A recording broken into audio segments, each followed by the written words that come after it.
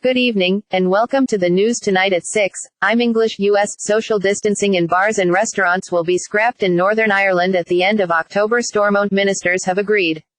The move also paves the way for nightclubs to reopen on the 31st.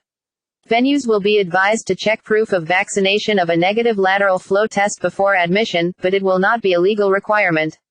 The limit on the number of people who can gather indoors at home will be scrapped next Thursday.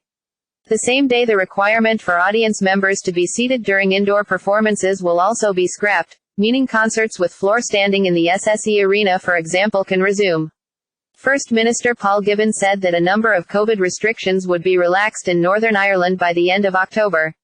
Speaking after a meeting of the executive, he said, "The key area that we discussed obviously was the remaining restrictions that have been in place in terms of our pathway out of those measures, and also around our contingency autumn-winter plan as to how we can deal with a range of scenarios should they arise.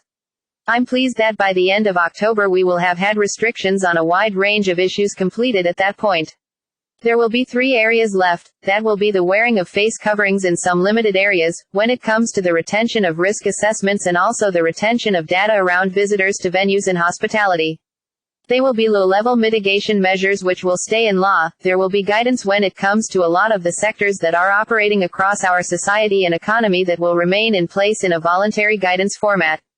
Mr. Givan added, "By the end of October we will have moved to the point where there are 3 areas that we will continue to look at over the course of the winter and will likely remain as low-level regulatory interventions. On October 14 we will have changes in terms of numbers around the domestic settings and tourist accommodation. That will be limited still in respect of house parties and raves.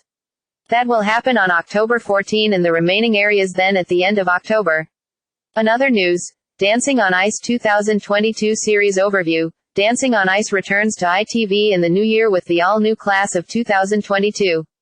12 celebrities will be taking on the challenge and skating live each week with their professional partners as they try to impress both the panel and the viewers who will ultimately decide who wins the show. All the drama, the shaky first steps as the blades first hit the ice, glitter, glamour, spectacular lifts and immense achievements, it truly is the greatest show on ice. Liberty Pool, Ben Foden and Regan Gascoigne joined Dancing on Ice 2022 Love Island's Liberty Pool. Rugby star Ben Foden and son of legendary footballer Paul Gascoigne, Regan Gascoigne are the next celebrities confirmed to be taking part in Dancing on Ice 2022. Next tonight, Holly Willoughby's husband Dan Baldwin claimed €11,752 £10,000 in COVID furlough cash despite being the director of a TV company worth over €3.5 million £3 million. According to Mail Online, documents obtained show that Dan's company, Hungry Bear Media, boasted around €3.9 million £3.4 million in cash at the end of 2020, with at least €2.1 million £1.8 million in assets.